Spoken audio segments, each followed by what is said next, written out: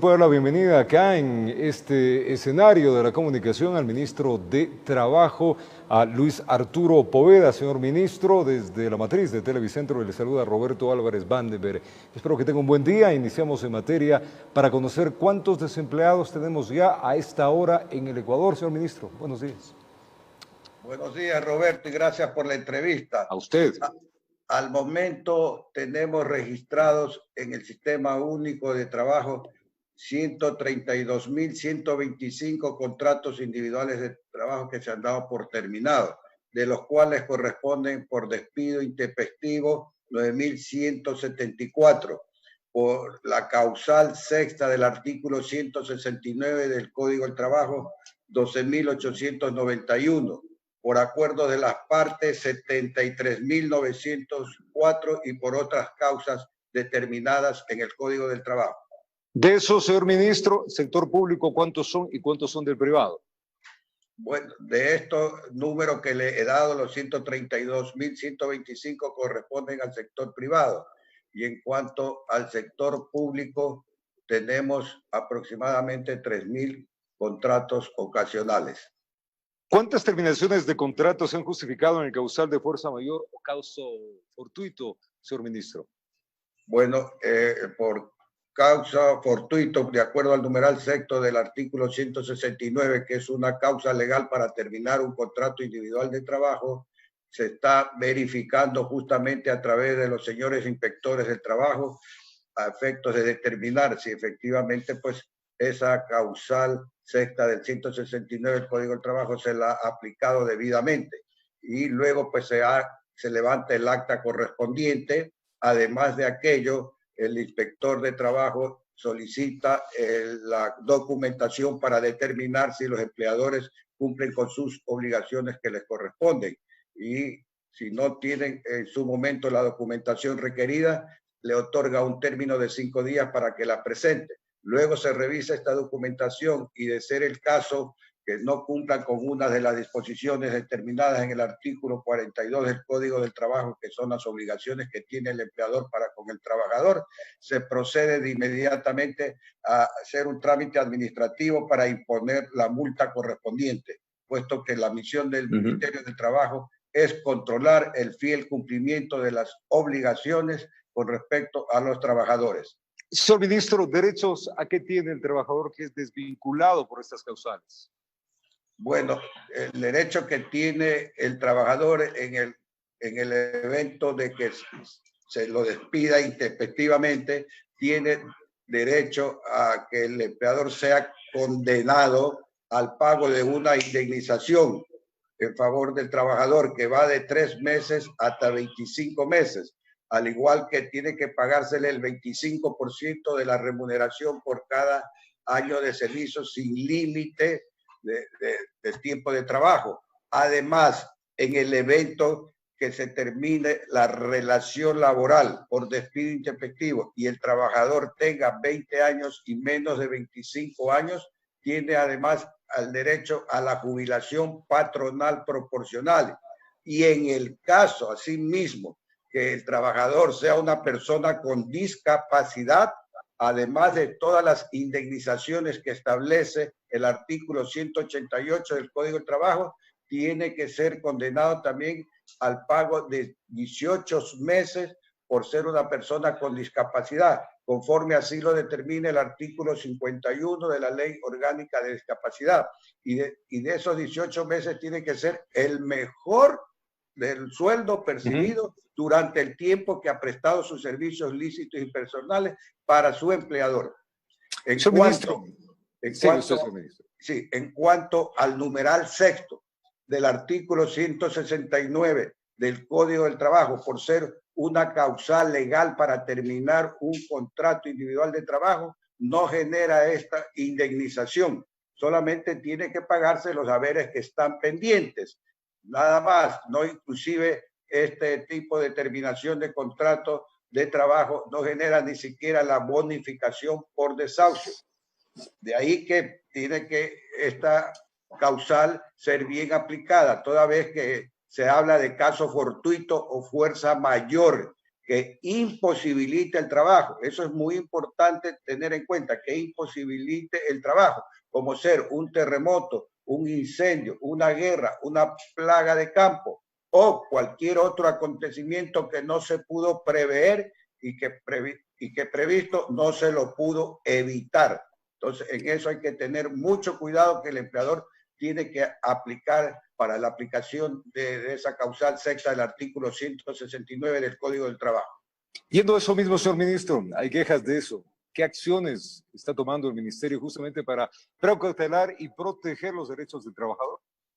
Bueno, en este momento, como le vuelvo y le repito, el ministerio tan pronto conoce de estas denuncias, inmediatamente el Departamento de Inspección va al lugar de trabajo para verificar, constatar de que se ha producido por esa causal y se levanta una acta correspondiente. Y en muchos de los casos se llama al diálogo social al empleador para que dé una explicación y ver la manera como se llega a un acuerdo. Y en la mayoría de los casos, los empleadores nos han indicado, ¿verdad?, de que una vez que se reanuden las actividades de forma normal, ellos los volverán a contratar, toda vez que han tomado esa medida por situación de liquidez. Entonces, porque dicen, pues tenemos la empresa cerrada, no producimos, como consecuencia no hay liquidez, y al no haber liquidez, ¿cómo cubrimos las remuneraciones? ¿Cómo pagamos los aportes al IES y otros gastos más como es los proveedores, etcétera, etcétera? Entonces, sin embargo, el Ministerio de Trabajo hace de mediador, de componedor y de facilitador para buscar un acuerdo, que es muy importante en este momento los acuerdos, para así salir adelante de esta grave crisis que está viviendo el país, como la crisis sanitaria, económica y social. Y no solamente nuestro país, sino el mundo entero. Entonces es el momento de grandes sacrificios, de colaboración de parte y parte, en este caso de los actores de la relación laboral. Señor ministro, la figura del paro patronal, ¿esta se la puede utilizar? Claro, el paro patronal está determinado claramente en nuestra legislación laboral, que es la suspensión del trabajo por parte de un empleador o varios empleadores. En el caso del teletrabajo, señor ministro, ¿cómo se lo va a aplicar y en qué ámbitos? Bueno, el caso del teletrabajo ha tenido mucha acogida durante esta crisis sanitaria. Tenemos a la presente que están registrados esta modalidad del teletrabajo en el ministerio, 419.821 trabajadores que se han acogido a esta modalidad, de los cuales tenemos que el sector privado ha utilizado 133.420 esta modalidad y el sector público 286.401. Este teletrabajo se va a seguir utilizando, se va a priorizar para aquellas personas de atención prioritaria.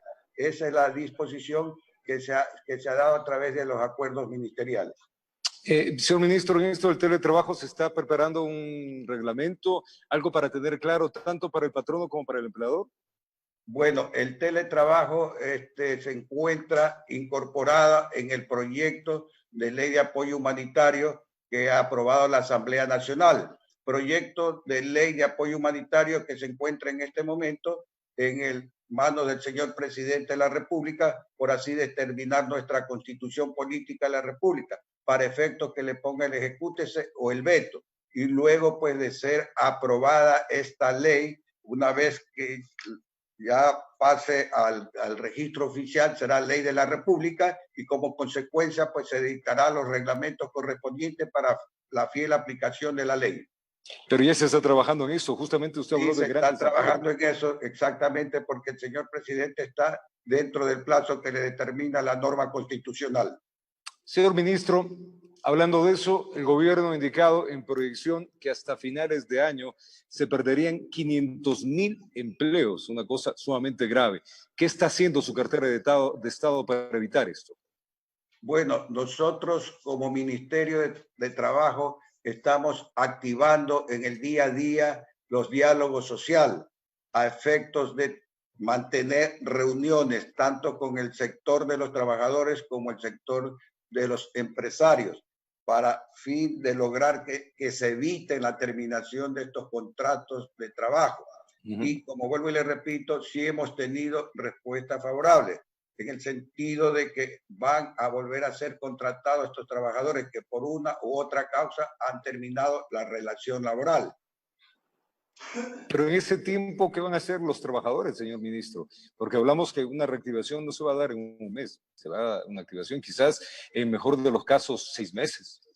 Sí, efectivamente, ellos han cobrado sus liquidaciones, como le vuelvo y le repito, y las liquidaciones por la cual se ha terminado los contratos individuales de trabajo está más enmarcado en los acuerdos de las partes, que es justamente en aplicación al numeral segundo del artículo 169. Entonces, en estos acuerdos por las partes existe el pago de la bonificación por desahucio por cada año de servicio del trabajador, es decir, el 25% de la remuneración del trabajador recibe por cada año de servicio, y luego de esto, pues, nos han indicado a los empleadores que tan pronto se normalice las actividades ya vuelven a la normalidad, los volverán a contratar. Entonces, estamos activando también, pues, el centro de mediación que tiene el Ministerio de Trabajo debidamente registrado y autorizado por el Consejo Nacional de la Judicatura,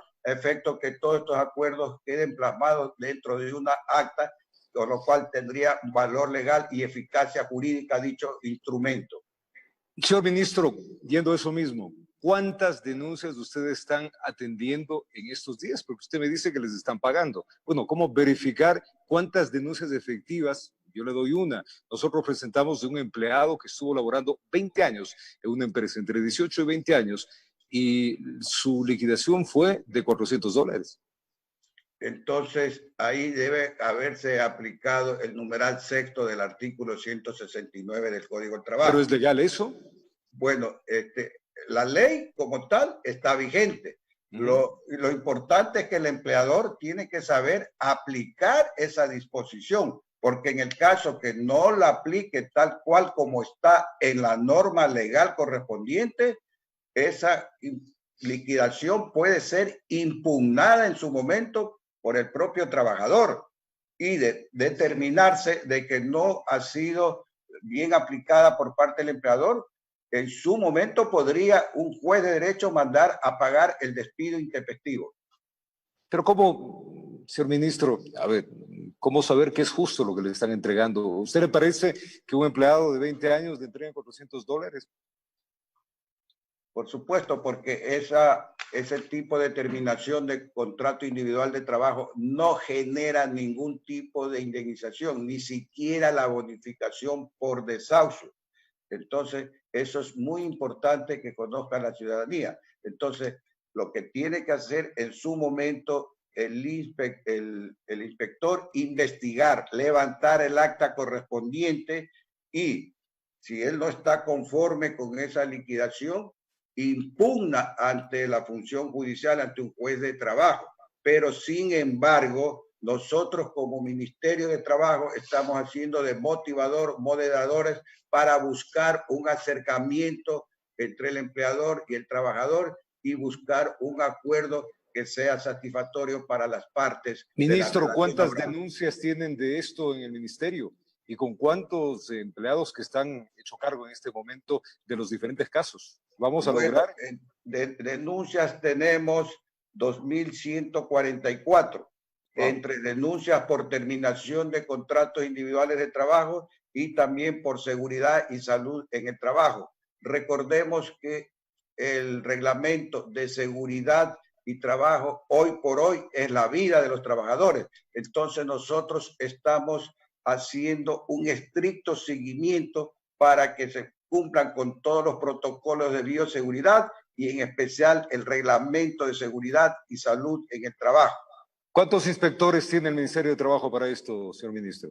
El Ministerio de Trabajo a nivel nacional contamos con 135 inspectores provinciales del trabajo. ¿Se van a alcanzar para estos 2.300 casos que me dice que en poco tiempo les puedan restablecer los haberes, identificar si las empresas hicieron uso correcto de este causal 169?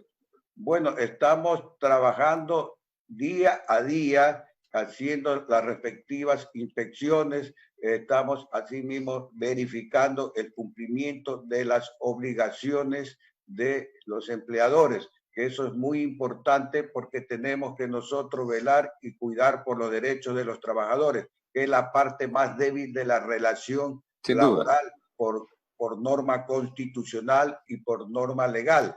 Y nosotros además tenemos que proteger y amparar al más débil. Y con este escenario, señor ministro, que estamos hablando, que es un escenario de crisis, conflictivo, ¿cómo cambia justamente el mercado laboral en nuestro país?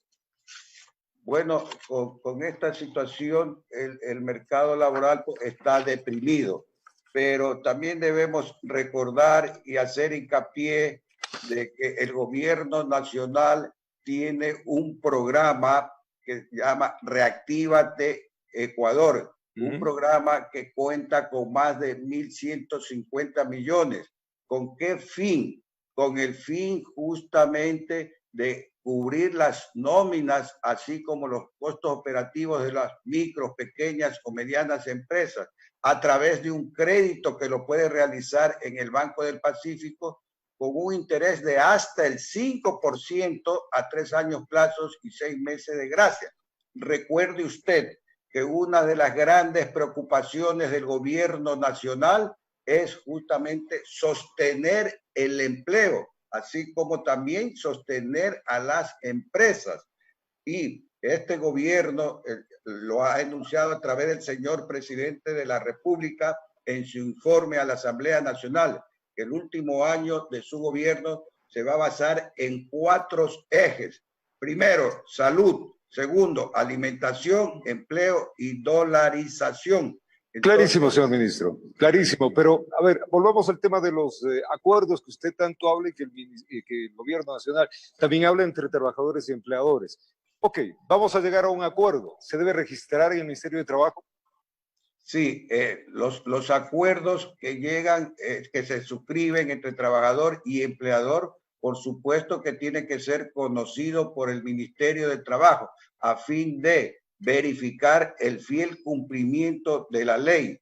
Y además tenemos el Departamento de Mediación Laboral donde se plasma el acuerdo a través de un documento que tiene el valor de sentencia.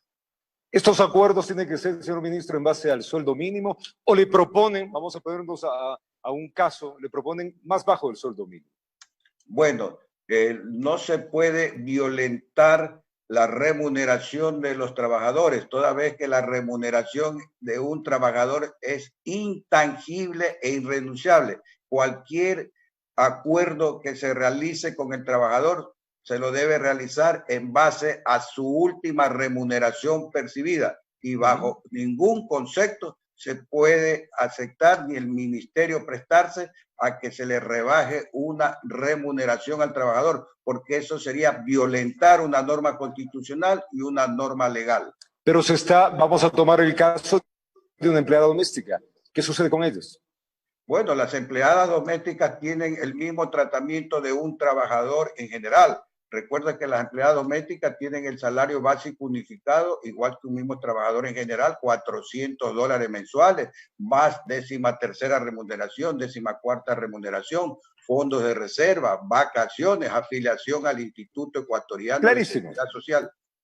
Pero si le reducen el tiempo del horario de la jornada. Bueno, si hay la reducción de la jornada laboral, es en estricto aplicación a una norma que está vigente en el Código del Trabajo, como es el artículo 47.1, donde se puede reducir la jornada hasta 2 horas diarias, es decir, que en vez de laborar 8 horas, laboraría 6 horas diarias y 30 horas a la semana. Y como consecuencia se le reduce también su remuneración, pero en cambio no así las aportaciones al Instituto Ecuatoriano de Seguridad Social, que tiene que hacerse con la remuneración completa de las 8 horas diarias.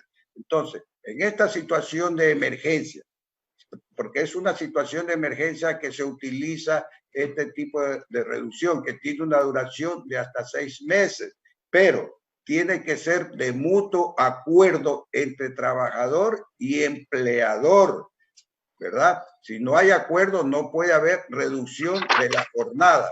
Entonces, estando en una emergencia como la que vive actualmente nuestro país, es el momento de llegar a grandes acuerdos. ¿Con qué fin? Con el fin de preservar la fuente de trabajo. Indiscutiblemente que al reducirse la jornada, el trabajador va a reducir su remuneración en 16.66%, pero es preferible ante esta situación hacer un gran esfuerzo, un gran sacrificio con el fin de que se mantenga la fuente de trabajo y asimismo se mantenga la seguridad social y demás beneficios sociales que Ministro, pero si hay un trabajador que le dice yo no acepto, ¿qué pasa ahí? Bueno, si no acepta, pues lógicamente ahí tendría que ya tomar una medida el empleador. Eso ya le corresponde al empleador qué acción toma en el evento que el trabajador no acepta ese acuerdo. Pero el empleador lo puede hacer, es una alternativa.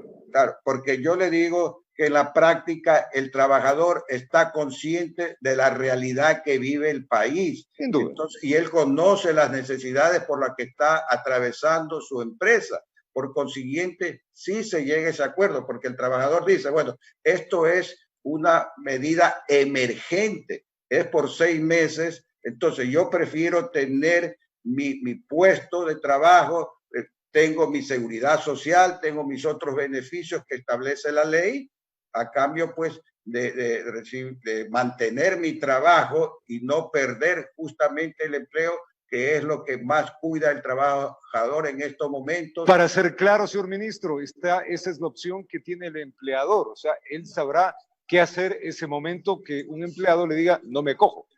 Claro, exactamente, ya es decisión única y exclusivamente del empleador. Ahí nosotros no intervenimos. Nosotros intervenimos en función de ¿qué? En función de que haya un acuerdo entre las partes de la relación laboral y ese acuerdo de reducción de jornada tiene que ser ingresada al sistema único de trabajo.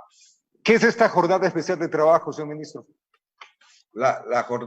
Tenemos la jornada especial emergente que fuera aprobada por la Asamblea Nacional en el proyecto de ley de ayuda humanitaria. ¿Cómo es y cómo se lo aplica? Y exclusivamente para la administración pública. Este contrato especial de emergente que todavía no está vigente, como usted lo sabe, mientras no se lo ponga el ejecútese y pase al registro oficial. Tiene una duración de 2 años y renovable por 2 años más. ¿Y para qué se utiliza este contrato especial emergente o para qué se lo utilizará a futuro? Para sostener la producción, ampliaciones o extensiones del negocio, nuevas inversiones. Y esta jornada ordinaria será parcial o completa, con un mínimo de 20 y un máximo de 20 horas semanales, distribuidas en un máximo de 6 días a la semana, sin que supere las 8 horas diarias, y su remuneración y beneficios serán en proporción a la jornada pactada. También debemos indicar que tenemos en este proyecto de ley de ayuda humanitaria la reducción emergente de la jornada de trabajo, que es por caso de fuerza mayor o caso fortuito, que tiene que estar debidamente justificado para que el empleador pueda reducir la jornada ordinaria de trabajo hasta un máximo del 50%, debiendo la remuneración del trabajador no ser menor al 55% de la fijada antes de la reducción. Y el aporte al IES se pagará en base a la jornada reducida. ¿Y qué le corresponde al ministerio? Al ministerio le corresponde justamente conocer de parte del trabajador qué periodo de la jornada reducida ha utilizado y la nómina de los trabajadores que están inmersos en esta reducción. Por consiguiente, el empleador está en la obligación de la reducción de emergente de la jornada, ingresar al SUB. Eso es muy importante que se conozca. Asimismo, durante el tiempo que dure la jornada reducida, las empresas bajo ningún concepto podrán repartir dividendos.